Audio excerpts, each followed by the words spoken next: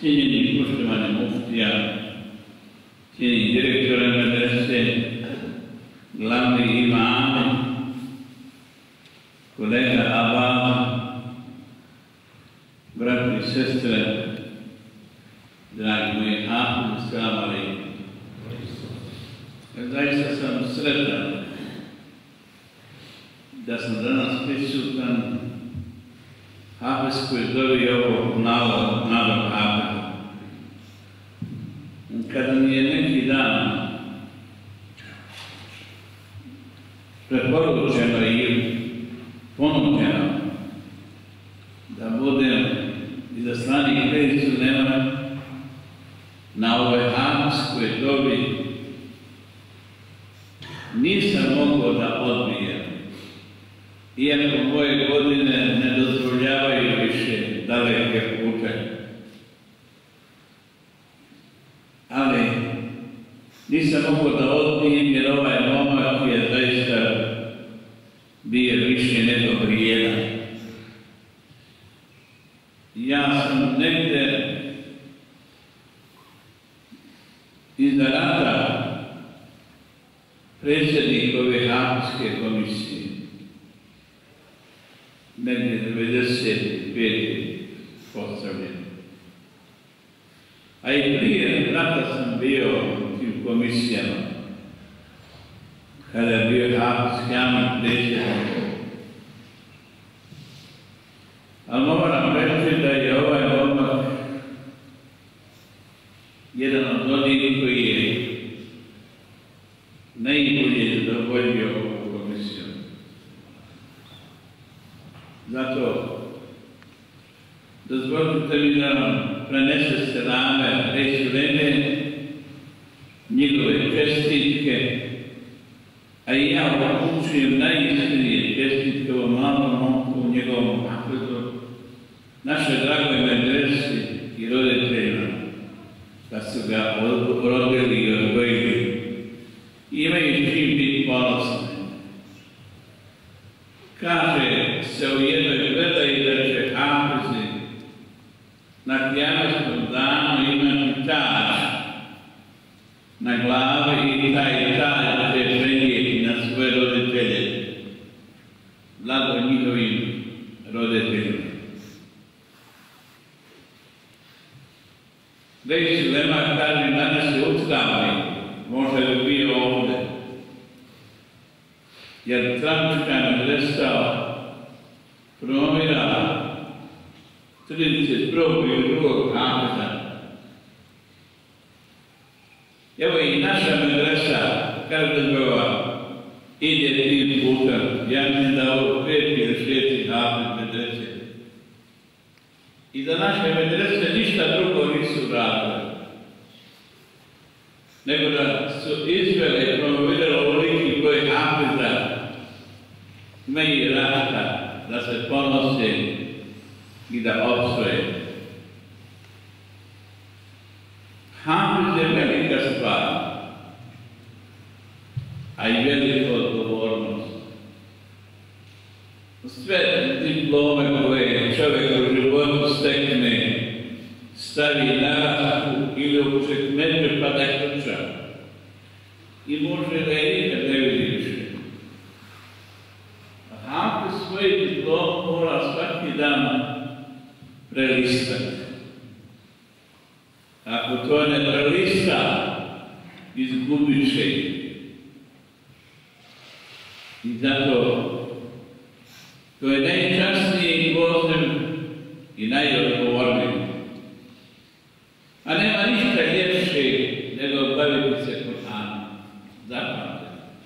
Kaže poslanik Petar na mjestu, onaj ko se bavi učenjem Kur'ana, a zaboravi druge zikrove, vi znate, ima derviški radova, ima šejhova koji svojim muridima daju vidove, vidite zadaća koju derviš treba da izvrši svaki dan. A kaže poslanik da nisu ako čovjek zaboravi sve druge vidove i zikrove. Jer Kur'an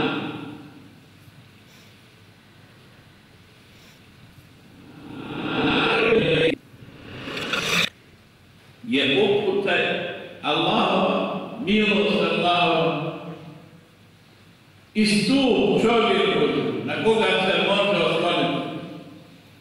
Ako izgubi taj stup i oslonac, propao je.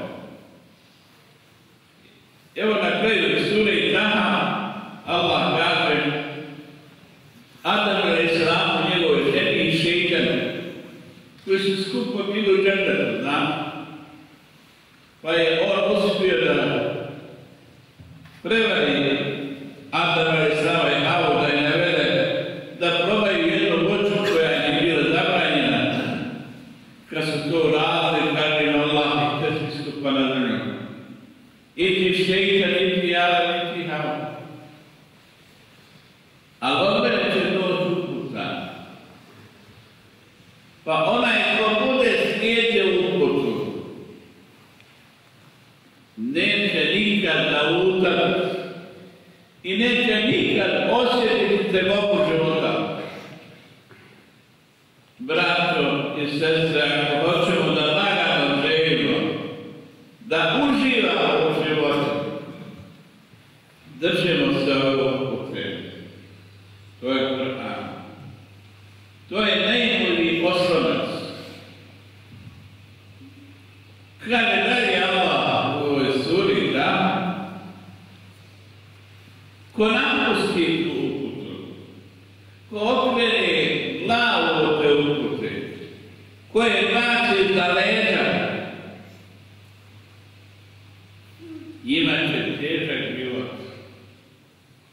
Bićemo pun džep para, ali spavat će to na Mariću. Jer rafuka nema bez vjere. Ne može niko biti rahat. Kad je čitav njegov dunjalog bio, ako baci vjeru da leđa je Kur'an. Fa inna lehu ma'išeten danken. Allah kaže, zaista će imat težak život. Pa nahšuruhu jevra qiyamati ama. A na qiyamatskom danu više pršine sviri. Neće ništa vidjeti. On pita Allaha, Bože, što me osjeti? Pa ja sam gledao, imao sam oči, vidio sam. A Allah odgovara, kaže, dajte tetke ajatuna. Eto tako moj robe.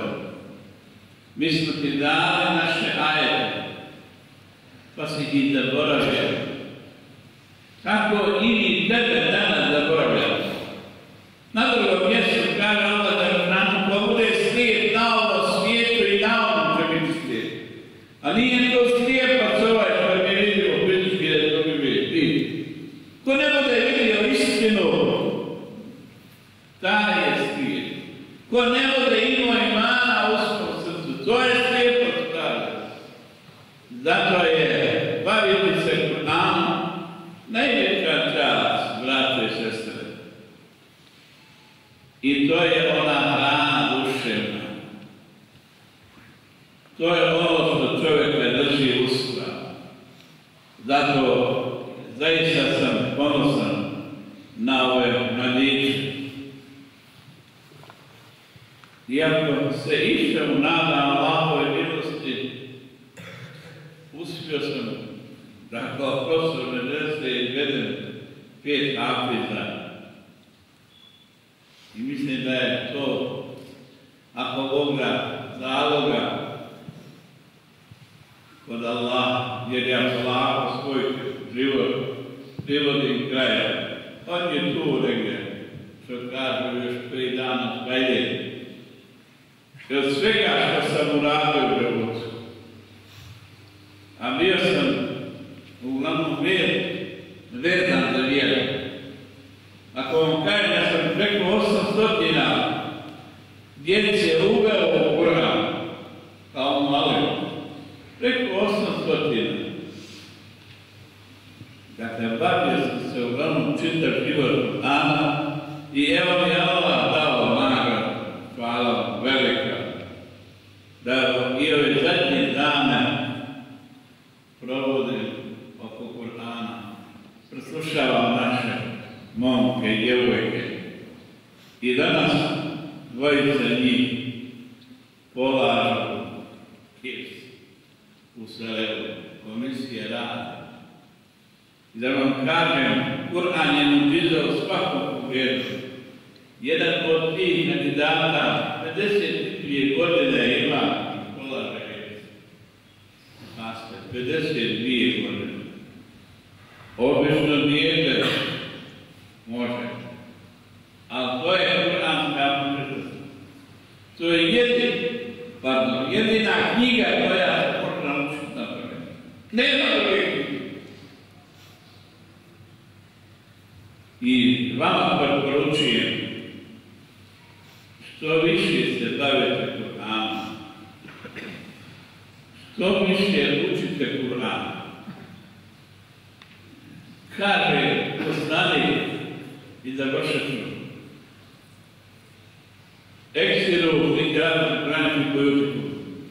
Što više učite Kur'an u vašim kućama.